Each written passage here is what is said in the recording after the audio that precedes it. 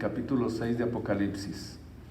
Mateo 24:15 habla de algo que es muy importante que aprendamos. Que dice que cuando ustedes vean la abominación del asolamiento del que profetizó Daniel, entonces, dice Jesucristo, es el momento de darnos cuenta de huir. Dice específicamente en el versículo 16 a los judíos: huyan hacia los montes, porque llegó el momento de la gran tribulación. ¿Pueden tomar sus lugares? Y en esta ocasión quiero hablar de la tribulación y la gran tribulación. Decía anteriormente en mi mensaje anterior que la gran tribulación está dividida en tres etapas. La gran tribulación, la gran tribulación y la ira de Dios. Y quiero a través de este resumen hablar de los acontecimientos futuros que Jesucristo mencionó en este capítulo. Así que antes de continuar con el estudio de Apocalipsis en el capítulo 6, vamos a ver en primer lugar el tiempo al que nuestro Señor Jesucristo se está refiriendo como la tribulación. Todo está relacionado directamente con la profanación del templo de Mateo 24:15.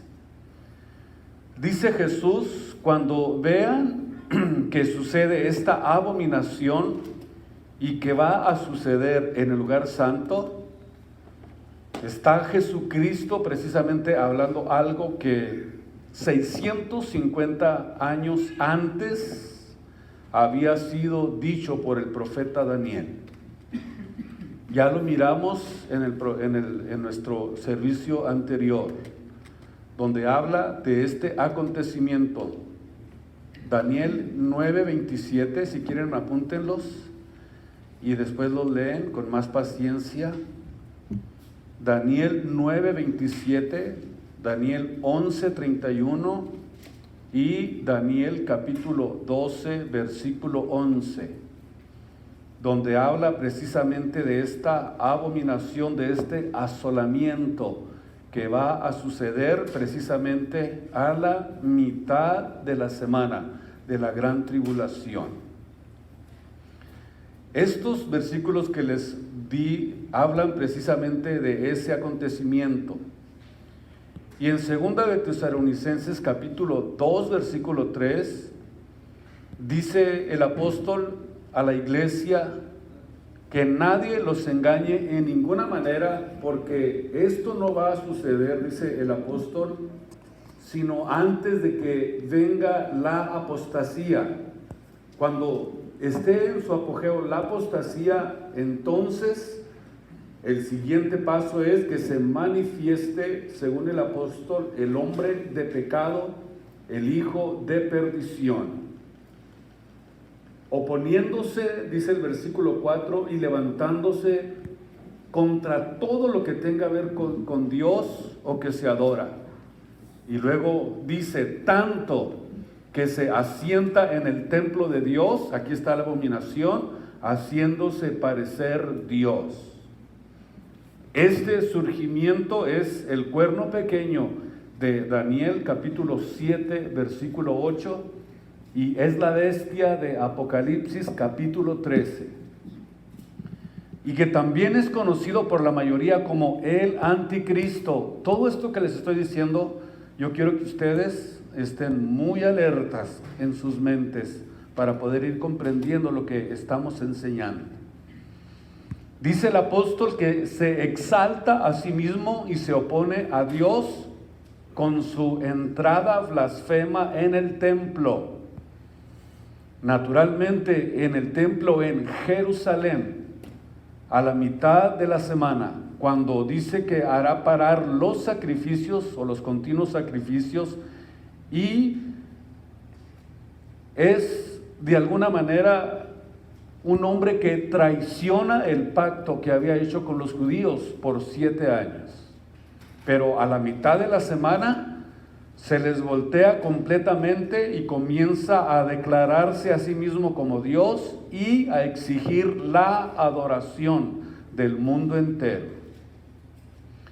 Durante los primeros 3 años y medio de la tribulación, ¿escucharon? La tribulación, no la gran tribulación, mantiene relaciones con Israel, pero las interrumpe después. Y durante 3 años y medio tiene lugar la gran tribulación. Y dice Apocalipsis 13:5 que tiene 42 meses para actuar. ¿Ya se fijaron? Apocalipsis 13:5. ¿Cuántos son? 42 meses. Hagan cuentas, 3 años y medio.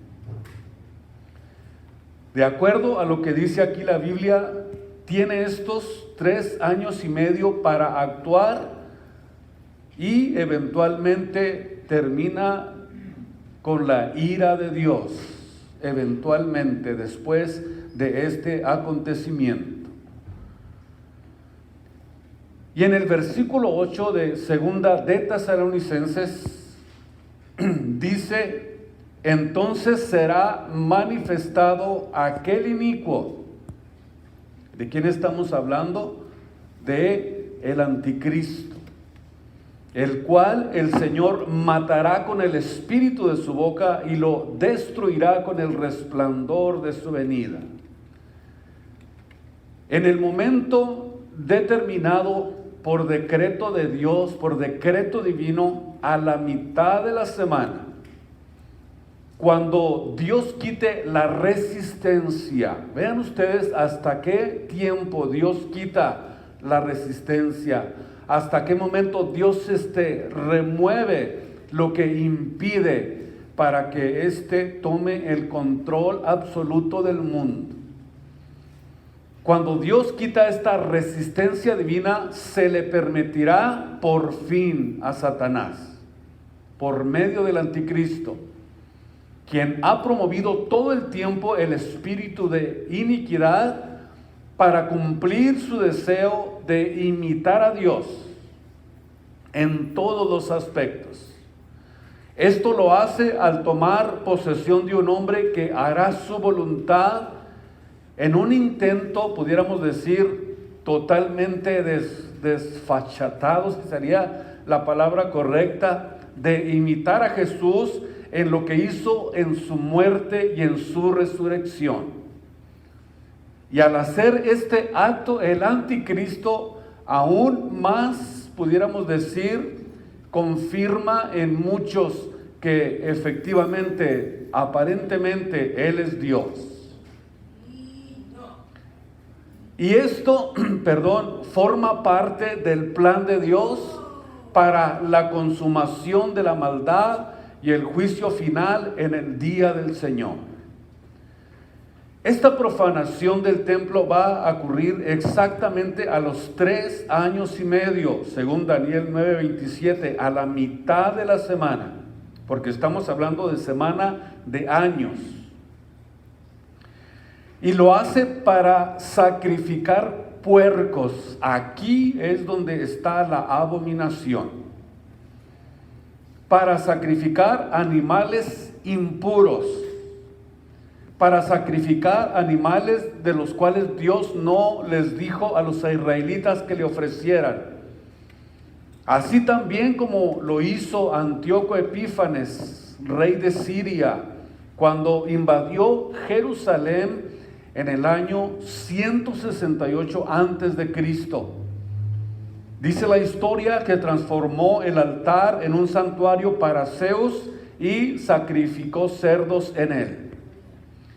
Esta es la abominación desoladora o espantosa de la que habla Daniel. Por cierto, si ustedes son personas que están al pendiente para entender esto, se van a dar cuenta que ya todo está preparándose para abrir el templo. Les mencionaba el viernes que recientemente apenas vi 3 videos de un hombre que habla exactamente de este acontecimiento, entra a ese lugar donde están todos los utensilios que se van a utilizar para los sacrificios y para abrir el templo. Búsquenlo si ustedes desean en YouTube como un Bacari suelto en Israel y se van a sorprender de esto que les estoy diciendo. Eso quiere decir que la apertura del templo está mucho más cercana de lo que nosotros nos pudiéramos imaginar. A Israel vemos que nunca se le dio por mandato de Dios en ningún lugar para el sacrificio de cerdos, sino de corderos, de machos cabríos, de becerros, de palomitas, según lo que cada creyente pudiera ofrecer en el altar de los sacrificios, pero animales impuros jamás. Y Cristo, aquí donde estamos leyendo, nos está diciendo que cuando suceda esto, escuchen esto, estén muy atentos porque yo sé que estamos a punto de mirar esto. Cuando esto comience a mirarse, dijo Jesús, aquí es donde comienza la gran tribulación, a la mitad de la semana de Mateo 24, versículo 21. Esta es precisamente la desolación a la que Cristo se refiere. Vean esto. Porque habrá entonces gran tilipsis o gran aflicción. La palabra del griego tilipsis. Va a haber gran aflicción cual nunca fue desde el principio del mundo, desde que los hombres han sido puestos sobre la tierra, ni lo será jamás. O sea que el diluvio, o sea que lo que sucedió con Sodoma y Gomorra, los juicios que Dios ha hecho sobre la tierra, no se pueden comparar con esto que va a suceder a los 3 años y medio. Esta es la palabra mega aflicción, una gran tribulación, y esto es diferente a la tribulación de los primeros 3 años y medio. ¿Cómo nos podemos dar cuenta de esto? Porque en los versículos anteriores al versículo 15 de Mateo 24, Jesús está hablando de tribulación. Está hablando de principio de dolores. Está diciendo, oiréis guerras, rumores de guerras, se levantará nación contra nación, reino contra reino, hambres, terremotos, pestilencias por todos lugares.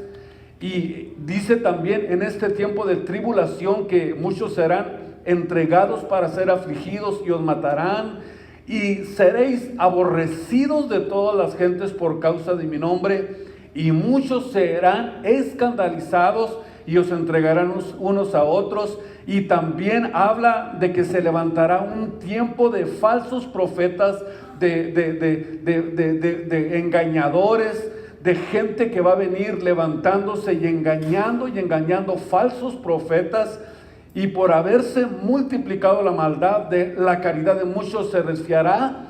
Sin embargo, dice que el que perseverare, este será salvo, el que persevere hasta el fin. Pero aún todavía no es el tiempo de la gran tribulación, sino el tiempo de tribulación. Porque dice que será predicado el evangelio por todo el mundo y entonces vendrá el fin. O sea que cuando llegamos al versículo 15, Jesús habla de un tiempo donde seremos atribulados, perseguidos por el mundo, por la inmoralidad, por el pecado, por la falta de amor, por la falta de fe, por la falsedad de los predicadores, por la falsedad de los profetas falsos. Pero sin embargo, esto Jesús lo cataloga como la tribulación o principio de dolores. Pudiéramos entonces entender por la Biblia que esto es tribulación y principio de dolores, pero no es hasta que el anticristo, no se les olvide, ténganlo muy bien claro en sus mentes, en sus corazones y guárdelo muy bien en su corazón, porque no es hasta que el anticristo entra a profanar el templo en Jerusalén que es cuando se inicia el periodo de la gran tribulación, porque ahí comienza la persecución de los judíos. La masacre que el anticristo va a llevar a cabo, y dice la Biblia, con todo engaño de iniquidad en los que perecen, por cuanto no recibieron el amor de la verdad para ser salvos. O sea, todos los que se quedaron en el rapto de la iglesia van a tener que pasar por la etapa de la gran tribulación. La gran tribulación se usa para describir el tiempo que comienza, escúchenme bien, a la mitad de la semana 70 de Daniel y nunca antes de la mitad. Vayamos a Primera de Tesalonicenses capítulo 5 para poder hablar un poquito más de esto.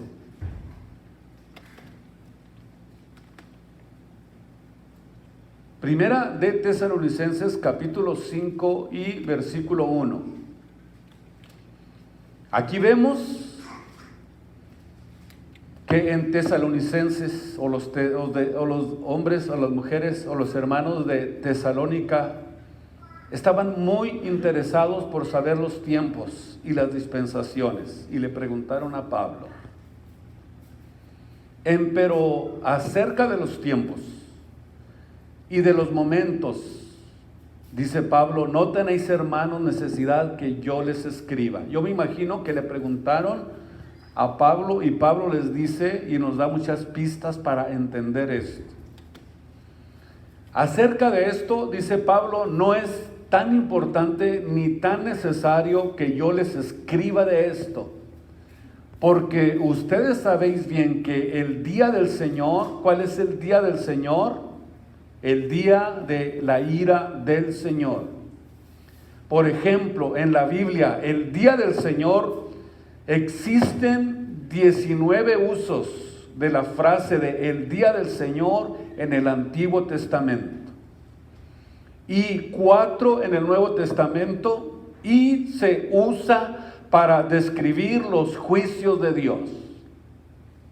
En seis ocasiones se califica como el grande y terrible día del Señor.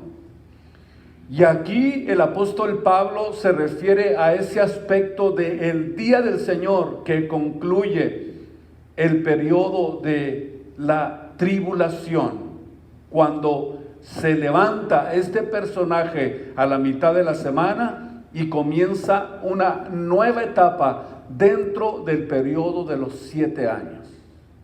Porque se ha hablado mucho que la gran tribulación es los 7 años, pero en realidad, si nosotros seguimos el orden que Jesús está diciendo en Mateo 24 y el orden que establece en capítulo 6 del libro de Apocalipsis, nos vamos a dar cuenta de que son periodos en los que se va arreciando esto que tiene que ver con el periodo de los 7 años. Y luego dice que cuando digan paz y seguridad, entonces vendrá sobre ellos destrucción de repente, como los dolores a la mujer preñada, y no escaparán. Versículo 4. Mas vosotros, hermanos, escuchen lo que dice Pablo, no estáis en tinieblas para que aquel día los sobrecoja o los sorprenda como ladrón. Cristo viene como ladrón en la noche, pero escúchenme bien, no para nosotros. Cristo viene como ladrón en la noche, pero para el mundo, para los que están en tinieblas, para los que no obedecen el Evangelio, para los que no aman a Jesús, para los que están en desobediencia del Evangelio de nuestro Señor Jesucristo. Para ellos viene como ladrón en la noche, pero no así con nosotros. Y es ahí precisamente el momento en que nosotros somos sacados de este mundo. El momento en que la iglesia es sacada de este mundo para que el anticristo pueda obrar como le dé su gana. Porque cuando es quitado lo que está en medio, que le está impidiendo, entonces imagínense ustedes un mundo sin Dios, un mundo sin evangelio, un mundo sin cristianos, un mundo que está a la merced del anticristo o de Satanás. Imagínense ustedes lo que va a suceder. Pero gracias a Dios que ahora hay un poder aquí en la tierra que le impide actuar: la iglesia de Jesucristo. Ahí nomás el poder que tiene el evangelio de Jesucristo. Qué bonito es esto. Ahí nomás para que se den un quemón. Qué poderoso es el evangelio de Jesucristo, y que está en nosotros, y hemos creído en Él, y nos hemos entregado a Él con todo nuestro corazón. A Él sea la gloria, porque Él hizo posible todo esto. Es un honor servir a Jesucristo. Es un gran honor. Es un gran honor servir a Jesucristo. Allí es el momento en que somos sacados del mundo. Nosotros no estamos, dice el apóstol, en tinieblas, para que ese día o aquel día que comience el tiempo de la ira de Dios nos sobrecoja como ladrón. En el versículo 5 dice: porque todos vosotros sois hijos de luz e hijos del día, no somos de la noche ni de las tinieblas.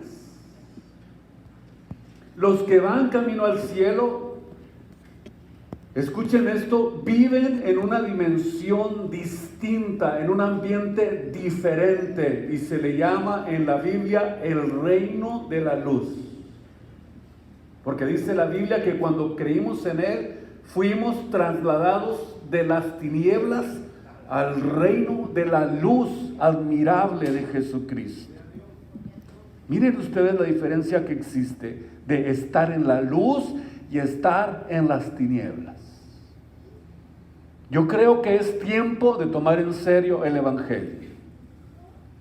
Es tiempo de pensar muy seriamente. Por eso dijo Josué: determinen hoy a quién quieren servir. Decídanse de una vez y entréguenle con todo su corazón, su vida a Jesucristo. No claudiquen en dos pensamientos. No estés pensando: lo haré o no lo haré, sí o no, le entraré o no le entraré. Hoy es el día en que Dios toca a tu puerta y te dice: toma en serio el evangelio. Por favor, toma en serio la palabra de Dios. Entrégate a Jesús con todo tu corazón. No lo dudes, porque aquí en Jesús es donde está el reino de la luz. El reino de la luz, no de las tinieblas. Los que están en tinieblas no saben lo que está pasando en el reino de la luz de Jesucristo. Mientras el mundo, miramos, está en completas tinieblas, viviendo de la forma más descarada y descontrolada. Y nosotros no estamos en ese mundo. No somos unos mundanos. No estamos en ese ambiente, nosotros no estamos en ese mundo que está controlado por Satanás. Porque Él nos libró de las garras de Satanás y nos trajo al reino de la luz, donde ahora estamos sirviendo. Donde ahora estamos ejercitándonos en las buenas obras, en el amor los unos por los otros, en la caridad, en la fe, en la confianza, porque el reino de la luz es totalmente diferente al reino de las tinieblas. Estamos en el mundo, escúchenme bien, de la luz de Jesucristo.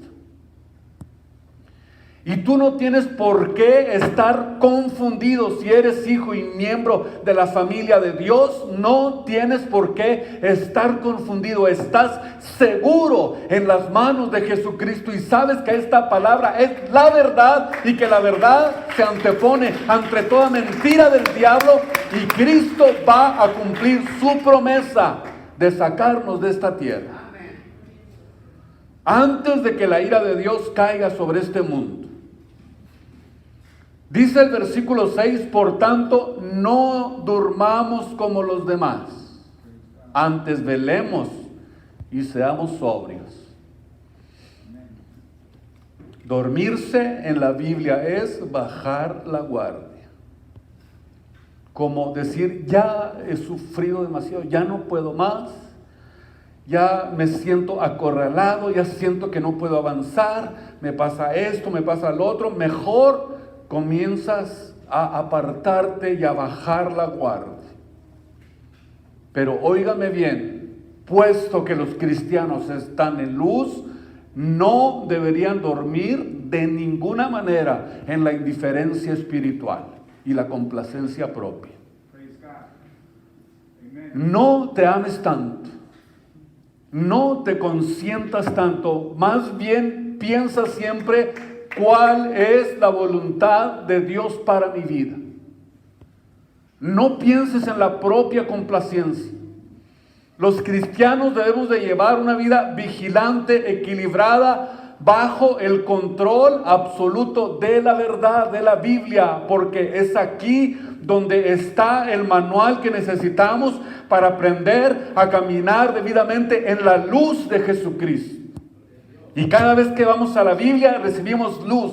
Cada vez que leemos la palabra de Dios recibimos instrucción. Cada vez que leemos la Biblia y estamos orando y estamos velando, estamos completamente alertas y preparados para que ese día no nos vaya a alcanzar, nos sobrecoja como ladrón en la noche.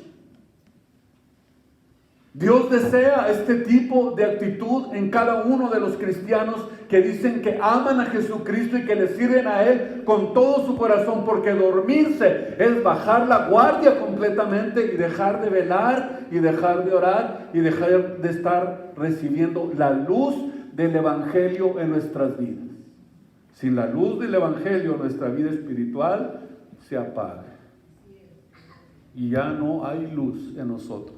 Comienzan a entrar las tinieblas, comienza a entrar el descuido, la complacencia, la flojera espiritual y comienza la indiferencia a apoderarse de la vida del cristiano y comienza a alejarse eventualmente, poquito a poco, de la comunión con Dios hasta que se aparta completamente de Dios. Y nosotros debemos, dice el apóstol, de tener cuidado, no bajar la guardia. Porque los cristianos estamos en la luz de Jesús, no debemos de dormir.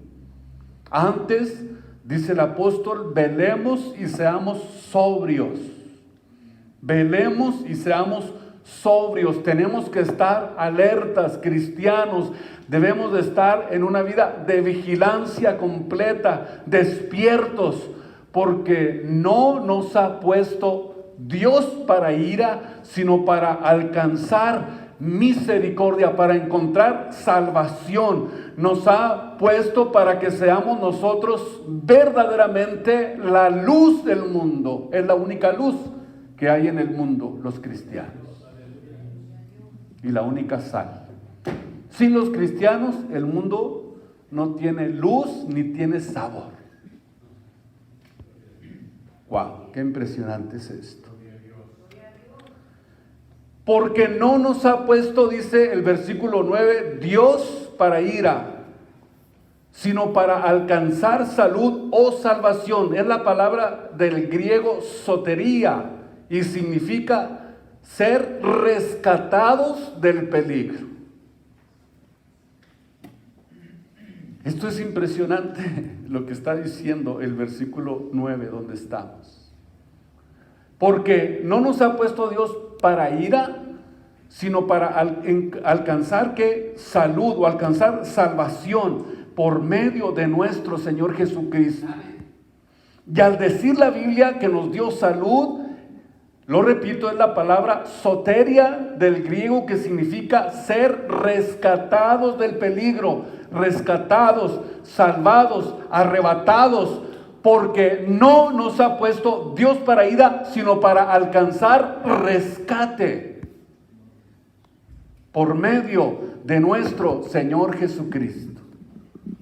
Escuchen esto, es interesantísimo porque aquí es donde podemos darnos cuenta que es el momento justo cuando comienza a caer la ira de Dios sobre la tierra, que viene el rescate, que viene la salvación, que viene el momento de partir de esta tierra, y dice la Biblia que miraremos atrás y habrá tinieblas y tribulación y angustia, cual nunca fue desde que los hombres están puestos sobre esta tierra.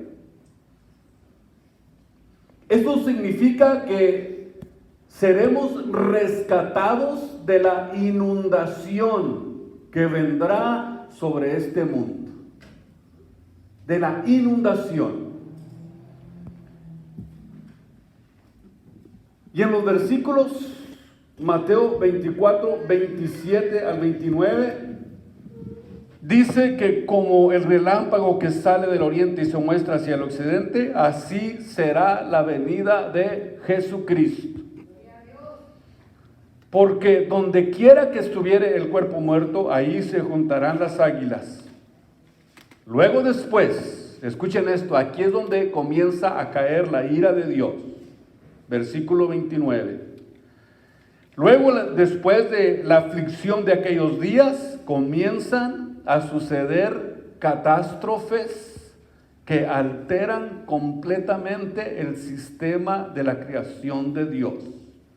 El sol se oscurecerá, la luna no dará su lumbre, las estrellas caerán del cielo y las virtudes de los cielos serán conmovidas, porque llegó el día de la ira del Señor. ¿Y quién podrá estar firme?, dice el apóstol. Pero nosotros no somos de la noche ni de las tinieblas, pertenecemos a la luz de Jesucristo. Iglesia, somos la luz de Jesús. Somos los hijos de Dios, somos los creyentes, somos los que seguimos a Jesucristo. Y Jesús dijo: el que me sigue no anda en tinieblas, sino que tiene la lumbre de la vida. En esta mañana, ¿por qué no le decimos a Jesús: Señor, ayúdame a permanecer en la luz? Yo quiero estar siempre pegadito a ti. Quiero siempre estar cerca de ti. Quiero caminar siempre a tu lado y que nada me aparte de ti. Yo sé que Dios va a conceder ese deseo de sus corazones. ¿Cuántos le quieren decir: Señor, no me quiero apartar de ti? No quiero apartarme de ti. Pónganse de pie en esta mañana para poder decir, como dijo Pablo: nada me apartará del amor de Dios, ni tribulación. Fíjense ustedes lo que dice Pablo: ni tribulación, ni angustia, ni hambre, ni desnudez, ni pestilencias, ni cuchillo, ni espada. Nada me podrá apartar del amor de Dios, que es Cristo Jesús. ¿Por qué? Porque estoy en el reino de la luz. Y en el reino de la luz es más poderoso el que está con nosotros que el que está en el mundo. ¿Qué le parece si nos tomamos un tiempo para adorar a Cristo? ¿Por qué no viene aquí y adoramos juntos a Jesús con un canto de adoración y decirle: Señor, fortalécenos, prepáranos, porque estamos a punto de ver ya que se construye en ese lugar, ese templo. No va a pasar mucho tiempo ya que comencemos a ver estas cosas. Fortalécenos, véngase para ti. Vamos a adorar, vamos a pedirle. Yo quiero más de ti, que nos ayude a estar fuertes, que nos dé firmeza, que nos dé capacidad para poder resistir la luz de Jesús, con el evangelio impregnado en nuestras venas y en nuestros corazones. Ayúdame, fortalece más de ti. Perdón Señor, al que te ha fallado, al que ha pecado contra ti. Todo he entendido, Dale fuerzas al que no pero yo quiero más. Dale fuerzas al que está débil, que ya no puede caminar. Ayúdale. Ayúdale con sus hijos. Ayúdale con su esposa, con su familia, con su hogar, con su familia. Ayúdale, Cristo, para que pueda sentir el descanso, para que pueda sentir tu presencia, para que pueda sentir el apoyo tuyo, Señor. De amor, yo quiero más de ti. Que tu nombre sea glorificado. Yo quiero más de cada familia, de cada hogar. En el nombre de Jesús. Todo he entendido, pero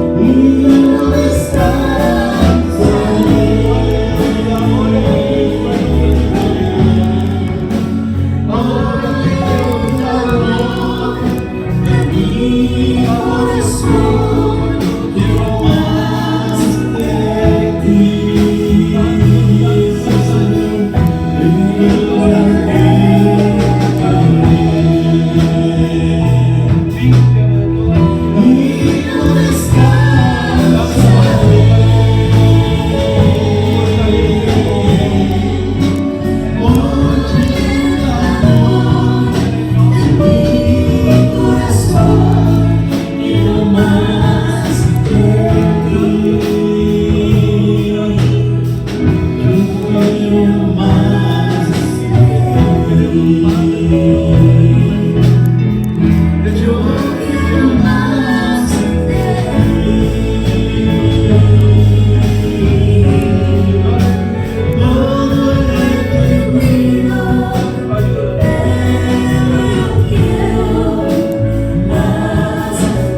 ti. Yo quiero más de ti.